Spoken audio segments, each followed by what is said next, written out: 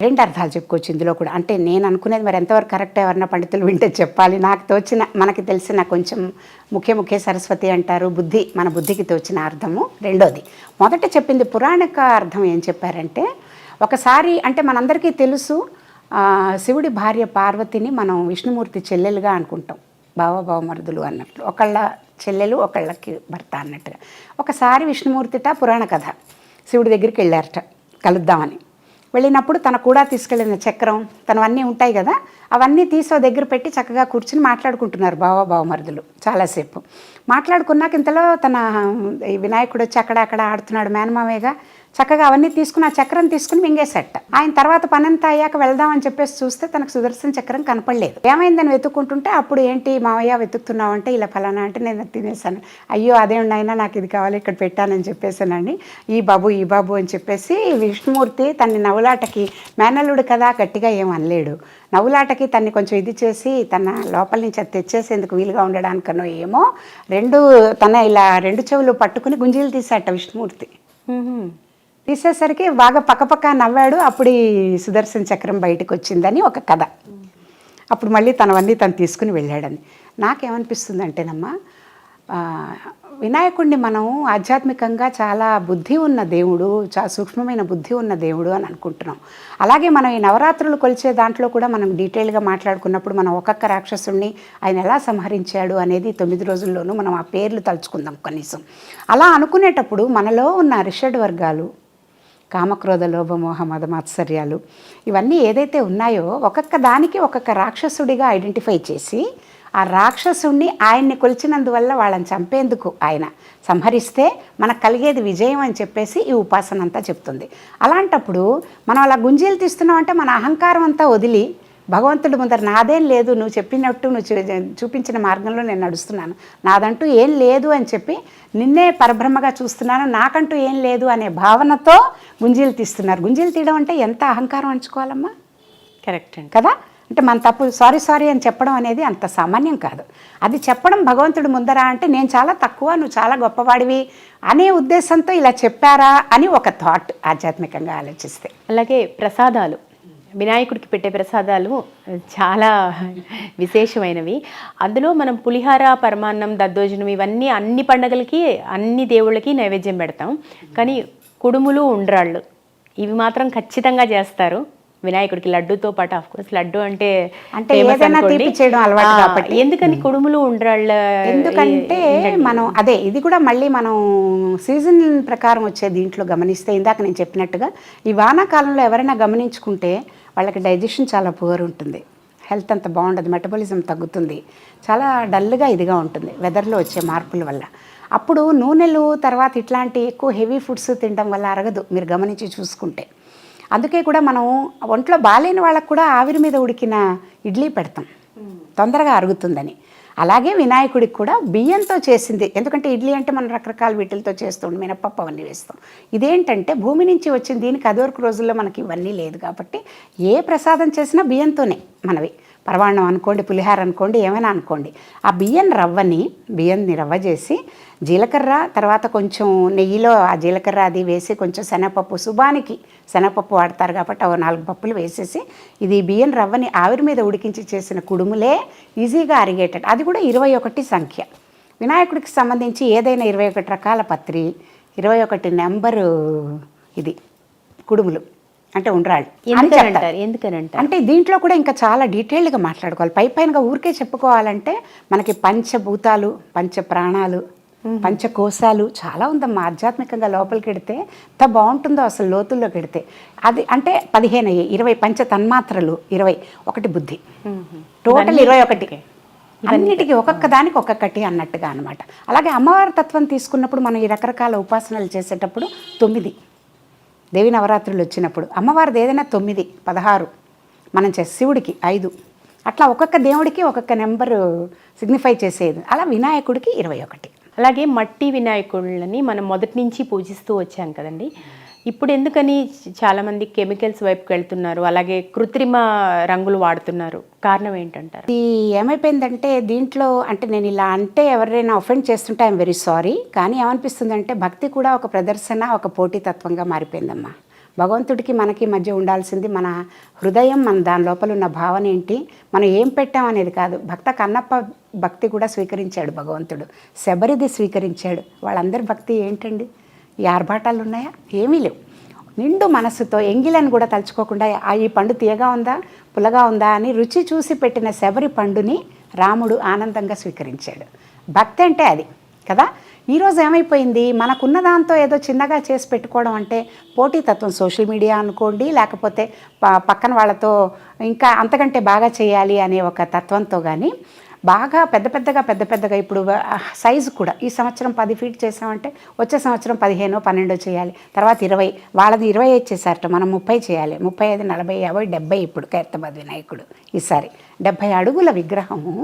అన్ని రోజులు వానకి వరదకి ఆగుతూ ఇంతమందిని తాక్కుకుంటూ అదంతా మళ్ళీ ఊరేగింపుగా అక్కడ తీసుకెళ్ళి ఎంత మీకు ప్లాస్టర్ ఆఫ్ ప్యారిస్ కావాలి, ఎన్ని రంగులు కావాలి, ఎంత మీకు waste of money, waste of time అవన్నీ అని. కానీ అలా మాట్లాడితే అందరికీ నచ్చదండి.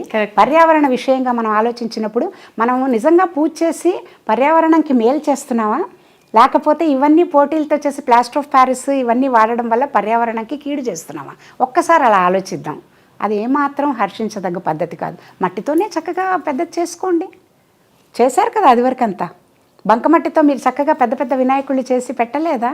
అలాగే చేసుకోవచ్చు. అసలు ఇంట్లో అయితే మనమే వినాయకుడిని తయారు చేసుకోవాలి అంటారు. చేసుకోవచ్చు. మనం ఏంటంటే పసుపుతో చేసుకుంటాం, మట్టి వినాయకుడిని కూడా అసలు మామూలు వినాయకుడు బొమ్మలు ఎన్నున్నా కూడా ఆ రోజు మనం ఆ మట్టితో చేసిన వినాయకుడిని పెట్టడమే ముఖ్యం. ఎందుకంటే భూమి తత్వం నుంచి వచ్చిన అది మూలాధారంకి సంకేతం కాబట్టి ఆ మట్టి నుంచి వచ్చిన దేవుడికి మట్టితోనే చేయాలి. ఇప్పుడు వినాయక విగ్రహాన్ని తీసుకొచ్చి మనం పూజ చేస్తాం. ఎందుకని కారణం ఏంటంటారు? మామూలుగా పూజా మందిరంలో ఉన్న ప్రతిమలతోనే మనం ఏ పూజ అయినా చేస్తాం. ఈవెన్ సత్యనారాయణ వ్రతం చేసుకున్నప్పుడు కూడా ఇంట్లో ఉన్న పట్టంతోనే పూజ చేస్తాం. కానీ ఈ పండగ రోజు మాత్రం బయట నుంచి ఒక విగ్రహాన్ని కొని తెచ్చిపెట్టి పూజ చేయడానికి కారణం ఏంటి? అంటే మట్టితో చేసిందే కొంటాంగా మనము, కొత్తవి ఫోటోలు కొనం. ఇది మట్టితో ఎందుకంటే పార్వతీదేవి ఎలాగా ప్రాణప్రతిష్ఠ చేసింది. ఇప్పుడు మన ఇంట్లో కూడా వినాయకుడికి ఆ రోజు ప్రాణప్రతిష్ఠ ఎలా చేయాలి? మట్టితో తయారు చేసి, మనకి తయారు చేయడం రాదు కాబట్టి, అచ్చు మన దగ్గర లేదు కాబట్టి ఆ మట్టితో వాళ్ళు తయారు చేసిన దాన్ని తెచ్చుకుని మనం మంత్రోక్తంగా దాన్ని ప్రాణప్రతిష్ఠ చేసి ఆ రోజు దానికి ప్రాణప్రతిష్ఠ చేసి పూజ అంతా చేసుకుని షోడశోపచార పూజ నైవేద్యాలు అవన్నీ మళ్ళీ మనం నిమజ్జనం చేస్తున్నాం. అంటే ఈ నవరాత్రులు చేసే ఏ విగ్రహంకి ఏ పూజకైనా కూడా మనం ఒకసారి ఆవాహన చేసి ఒక రూపం ఇచ్చి తెచ్చుకున్న రూపానికి 9 రోజులు పూజ అయ్యాక దాన్ని నిమజ్జన చేయడం అనేది ధర్మం. ధర్మశాస్త్రాలు అదే చెప్తాయి. అమ్మవారి విగ్రహం అవ్వచ్చు, లేకపోతే వినాయకుడి విగ్రహం అవ్వచ్చు, ఏదైనా సరే. రామనవమికి 9 రోజులు చేసినప్పుడు కూడా ఆ విగ్రహాన్ని కూడా తీసుకెళ్ళి నిమజ్జనం చేస్తారు. ఒక పర్పస్ కోసం కొన్ని రోజులు ఉపాసన చేసిన విగ్రహం ఏదైతే ఉందో అది నవరాత్రులు అయిపోయాక మళ్ళీ తీసుకెళ్ళి ఆ పంచభూతాలకి దాన్ని అర్పించడం అనేది ధర్మశాస్త్రాల్లో చెప్పిన రూల్. అంటే ఇప్పుడు వినాయక విగ్రహాన్ని నీటిలో నిమజ్జనం చేయడానికి ప్రధానంగా కారణం ఏంటంటే, అంటే మట్టి మనకు ఎక్కడి నుంచి వస్తుంది? బంకమట్టి తీస్తారు. ఎక్కడి నుంచి తీస్తున్నారు? అవన్నీ భూమిలో నుంచి కదా. ఇప్పుడు అక్కడ నీటిలో మనం అక్కడ ఒడ్డులో వేసింది కూడా ఏమవుతుంది, ఇదంతా వెళ్ళి అందులో కలిసిపోయి మళ్ళీ పక్కకు వచ్చి ఆ నది దగ్గర లేకపోతే చెరువు దగ్గర పక్కకు వచ్చే మట్టంతా అదేగా. ఎందుకని ఈ రోజుల్లో పర్యావరణం మీద కన్సర్న్ ఉన్న చాలామంది ఏం చేస్తున్నామంటే మనం అక్కడికి వెళ్ళి నిమజ్జనం చేయడానికి వెళ్ళటం లేదు. ఈ మధ్య మేము వెళ్ళటం లేదు. ఈ మట్టి వినాయకుడిని తెచ్చుకుని పూజ చేసుకుని చక్కగా పక్కకు పెట్టుకుని బకెట్ నీళ్ళల్లో నేను ఆ వినాయకుడిని పెట్టేస్తాను.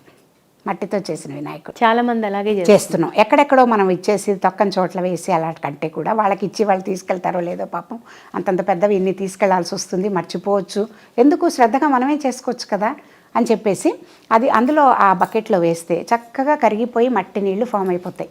బంకమట్టి నీళ్లు నల్లగా అవి తొక్కని చెట్లల్లో చక్కగా మన ఇంట్లో చెట్లు ఉన్నాయి కదా, పెద్ద చెట్లు, ఆ చెట్ల దగ్గర మొదల్లో పోసేస్తే ఎంత చక్కగా అందులోంచి మళ్ళీ మొక్కలు రావడం, మొక్కలకి అది సారవంతం అవడం. ఈ మంత్రాలతో చేసింది, ఈ ఆకులతో చేసింది, పూలు, ఇదంతా ఏదైతే ఉందో అదంతా కంపోస్ట్ లాగా మళ్ళీ ఆ చెట్లకి బలం చేకూరుస్తుంది పర్యావరణకి. అక్కడి నుంచే తీసుకుంటున్నాం, మళ్ళీ దానికే సమర్పిస్తున్నాం స్ట్రెంథన్ చేసి. ఓకే. అలాగే పసుపుతో చేసిన వినాయకుడిని పూజ చేయడం చూస్తుంటాం మనం. దేవుడి దగ్గర పూజ చేసేటప్పుడు ఎందుకని అంటారు? దాని వెనుక ఉన్న రహస్యం ఏంటి? మనం ఆల్రెడీ ఒక విగ్రహాన్ని ప్రతిష్ఠించి పూజ చేసుకుంటున్నాం కదా, ఇంకా పసుపు గణపతిని పూజించాలంటారు. అంటే పసుపు గణపతిని చేయడం అనేది ఇప్పుడు అమ్మవారు ఎట్లా అయితే ఆ నలుగుపిండితో చేయడం అలవాటు అనేది ఉందో, అలాగా ఏ పూజ చేసినా గణపతిని మనం పసుపుతో ముందు చేసి పూజ చేసి పక్కకు పెట్టి ఒక బియ్యం పళ్ళెంలో దాన్ని పెట్టి ఆకు మీద ఫస్ట్ గణపతికి పూజ చేసి పక్కకు పెట్టి తర్వాత మామూలు పూజ చేస్తాం. మీరు ఏ పూజ చేసినా సత్యనారాయణ వ్రతం అనుకోండి, లేకపోతే మామూలు అమ్మవారి పూజలు అనుకోండి, శివుడి పూజ, అభిషేకం ఏదైనా అట్లా మొదటి పూజ వినాయకుడికి చేసేటప్పుడు పార్వతీదేవి బహుశా అట్లా ఆవిడ దాంతో చేసింది. రెండోది ఏంటంటేనమ్మా, శివుడు పార్వతీకి మనం పసుపు కుంకాల్లో చెప్పుకునేటప్పుడు కుంకమేమో అమ్మవారి స్వరూపంట, పసుపేమో అయ్యవారి స్వరూపంట చెప్తారు. వాళ్ళిద్దరికీ అవినాభావ సంబంధం, రెండూ కూడా మనం ఇది చేయలేమన్నమాట. సో పసుపు కుంకము రెండు పసుపుతో చేసి వదిలేయం, దాని మీద కుంకం పెడతాంగా. తల్లి తండ్రి ఇద్దరు దీనిది కూడా అందులో ఉంది. ఆ క్రియేషన్తో వచ్చిన జీవి మనకి మామూలుగా తీసుకుంటే కూడా ఆలోచించుకుంటే అనమాట. సో అలా పసుపుతో శుభప్రదంగా చేయడం అనేది అలవాటుగా వచ్చింది. అలా ఏ వినాయక చవితి ఏ పూజ చేసినా కూడా ఆ పూజకి మళ్ళీ ఫ్రెష్గా తయారు చేసినట్టు అనమాట, వాడిన విగ్రహం కాకుండా ఫ్రెష్గా మళ్ళీ మనం ఆ రూపు తయారు చేసుకుని అది కూడా ఏం చేస్తాం, మళ్ళీ పక్కకి పెట్టేశాక కొంత పసుపు తీసి మొహానికి, మళ్ళీ కాళ్ళకి అవన్నీ రాసుకోకూడదు పూజ చేసింది కాబట్టి.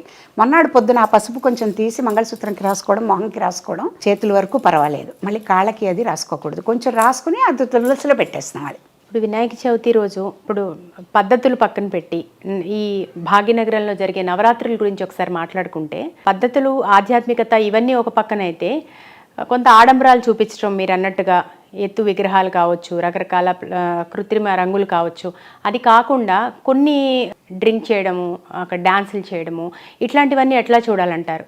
ఇవన్నీ ఆహ్వానించదగిన విషయాలే అంటారు? ససేమిరా కాదు. ఎందుకంటే భక్తి దేవుడిని మనం ఎందుకు ఇలా మామూలు వీటిల కింద దిగజారు చేస్తున్నాం? ఎందుకు మనం? తప్పు కదా. మనం ఆ లెవెల్కి వెళ్ళాల్సింది పోయి ఆ లెవెల్ని కిందకి దిగజారుస్తున్నాం ఎందుకు కదా. క్రియేషన్ వేరు, తీన్మార్ డాన్సులు వేరు. కానీ ఇందులో కూడా నువ్వు పాటలు పాడుకోవాలి, అక్కడ నువ్వు కచేరీలు పెట్టుకోవాలి అంటే కూడా మార్గాలు ఉన్నాయి. నవరాత్రుల్లో చక్కగా సంగీత కచేరీలు పెట్టుకో, భక్తి పాటలు పెట్టుకో, మ్యూజిక్ కాంపిటీషన్స్ పెట్టు, పిల్లలకి స్తోత్రాలు చెప్పమను. అంతేగాని ఆ తాగి రకరకాల చోట్ల తిరిగి వచ్చి స్నానం పానం లేకుండా దాంతో ఏదో 2 పూలు వేసామా, అక్కడ పడుకున్నామా, అక్కడ ఆడుకున్నామా అనేది ఏదంటే అది తిని మసాలాలు అవన్నీ తిని ఏమిటి అసలు ఇది పూజ కింద ఎలా వస్తుంది? సినిమా పాటలు రెచ్చగొట్టే విధమైన ఇది, కొట్లాటలు అక్కడ ఇంటి దగ్గరికి వచ్చి డబ్బులు ఇవన్నీ డిమాండ్ చేసుకోవడాలు, ఇవన్నీ హర్షణీయం కాదు. అంటే మన సంస్కృతిలో అవి చెప్పలేదు అసలు. ఇవన్నీ ఏమైపోయిందంటే సరైన దిశానిర్దేశం చేసేవాళ్ళు లేకపోవడము, చెప్పినా వినాలి అనే ఒక భావన లేకపోవడము, పక్కన వాళ్ళకంటే నాకే అన్నీ తెలుసు, నేను ఏదో చెయ్యాలి, ప్రూవ్ చేసుకోవాలి అనే అదే తగ్గించుకోమనే ఈ నవరాత్రులు చేస్తున్నాం. కానీ అన్ఫార్చునేట్లీ అది తెలుసుకునే తత్వం ఎవరికి ఉండటం లేదు. అసలు నవరాత్రులు చేయడం వెనక అర్థం కూడా మనలో ఉన్న 9 రకాల రాక్షసుల్ని ఒక్కొక్క రోజు ఒక్కొక్క రాక్షసుల్ని సంహరించమని. కామము, అధిక కామము, క్రోధము, లోభము, మోహము, మదము, మాత్సర్యము, ఇవన్నీ ఒక్కొక్క రోజు ఒక్కొక్క రాక్షసుడు కథలుగా చెప్తారు. ఏమని? ఇది ఎక్కువైపోయినప్పుడు అందరూ బాధపడి ఆ మునిల్ని అప్రోచ్ అయ్యి వాళ్ళని శరణు వేడితే ఒక మునీశ్వరుడు ఏదో గణపతయ నమః అని గణపతిని ప్రార్థించమని, ఆయన కోసం పూజ చేయమని చెప్పాడని, వీళ్ళు అలా తపస్సు చేస్తూ అలా ప్రార్థించినప్పుడు ఆయన వచ్చి ఆ రాక్షసుని సంహరించారని, వీళ్ళకి లోక కళ్యాణం అయిందని కథ. ఒక్కొక్క దానికి అలా కథ చెప్తారు 9 రోజులు. అంటే దాని వెనక ఏం సిగ్నిఫై చేస్తోంది? నిజంగా గనక ఎవరైనా అలా పూజ చేసి ఇప్పుడు మనలో ఉన్న అహంకారం తగ్గించాలంటే, గణపతి వచ్చి కనుక సంహరించాలంటే ముందు మన దేహాన్ని కదా సంహరించాలి. బయట నుంచి ఎవరైనా మనని చంపాలి, మన లోపల ఉన్న అహంకారం తీయడం వేరే వాళ్ళకి పాసిబులా? కాదు.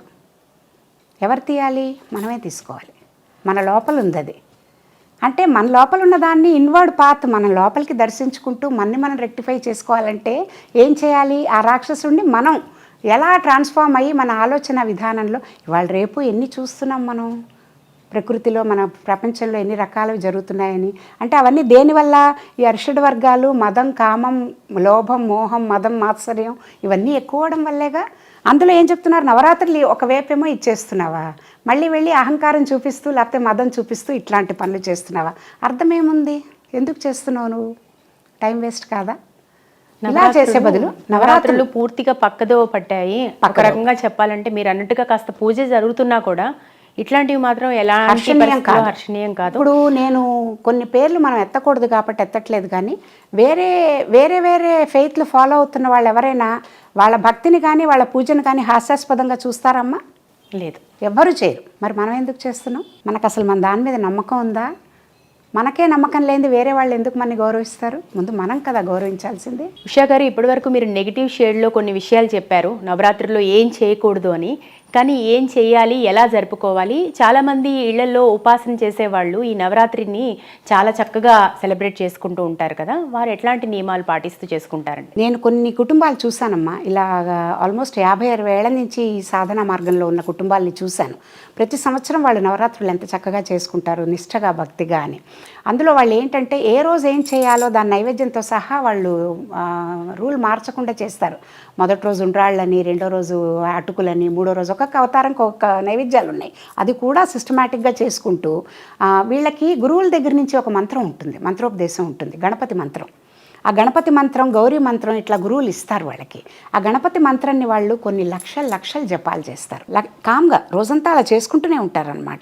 ఈ నవరాత్రుల్లో ముఖ్యంగా ఎన్నో లక్షలని అనుకుంటారు, ఇన్ని చేయాలని గణపతి మంత్రం అని అనుకుని 9 రోజుల్లో ఎన్ని లక్షలు చేశారో అందులో 10వ వంతు తర్పణం, అందులో 10వ వంతు మళ్ళీ ఇది హోమం, ఇట్లా చేసి 9 రోజులు చాలా ప్రతిరోజు ఒక బ్రాహ్మడికి ముత్తైదుకి పెట్టుకుని భోజనం పెట్టి, ఏ రోజు అలా అవతారం ఏంటి, అది మదాన్ని సంహరించే వినాయకుడి రూపమా, మత్సరాన్ని సంహరించే వినాయకుడి రూపమా, ఆయనకి పెట్టాల్సిన నివేదన ఏంటి, అటుకులు, తర్వాత కొబ్బరి, దీంతో నువ్వులతో చేసిన పదార్థాలు, లేకపోతే బియ్యం పిండితో చేసిన పదార్థాలు, అరటిపళ్ళు, ఇలా ఒక్కొక్క రోజు పెట్టే నివేదనలు ఉన్నాయి 9 రోజులకి. అదే చక్కగా ఫాలో అవుతూ బ్రాహ్మణ్ణి వాళ్ళు భోజనానికి పిలిచి ఆ బ్రాహ్మణ్లో వినాయకుడిని చూసుకుంటూ ముత్తైదుని కూడా పెట్టుకుని ఇద్దరికి భోజనాలు పెట్టి తర్వాత తర్పణము, హోమము ఇవన్నీ కూడా చేసి నిమజ్జన కార్యక్రమం కూడా చేసి నవరాత్రులు పూర్తి చేసుకుంటారు దీక్షగా. అలా చేస్తున్న వాళ్ళు కూడా చాలామందిని నేను చూశాను. సో మీరు వినాయక చవితి గురించి అలాగే ఆధ్యాత్మిక రహస్యాల గురించి చాలా చక్కగా తెలియజేశారు. మరొకసారి మీకు నమస్కారం.